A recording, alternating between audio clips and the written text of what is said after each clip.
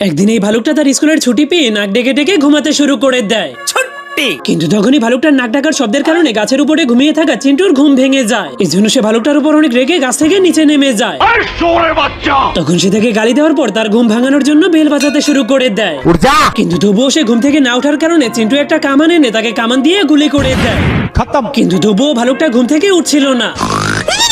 এই জন্য চিন্টু বলতে শুরু করে আজকে এই মোটুকে ঘুম থেকে উঠিয়েই ছাড়বো। এই জন্য সে বাচ্চাদেরকে বসানোর গাড়ি এনে ভালুকটাকে সেখানে বসিয়ে পাহাড়ের ঢাল থেকে নিচে ফেলে দেয়। কিন্তু তখনই ভালুকটা একটা তারের সঙ্গে ধাক্কা খেয়ে আবারও তার ঘরের ভিতরে গিয়েই ঢুকে যায়। এই জন্য সেই ভালুকটাকে তার ঘর থেকে বের করতে করতে সেখানে শীতকাল চলে আসে।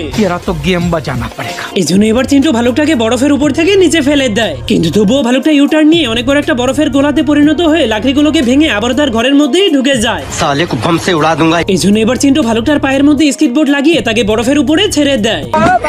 কিন্তু তখনই ভালুকটা তার নাক ডাকার ফু মেরে মেরে আবারও তার ঘরের মধ্যেই পৌঁছে যায়।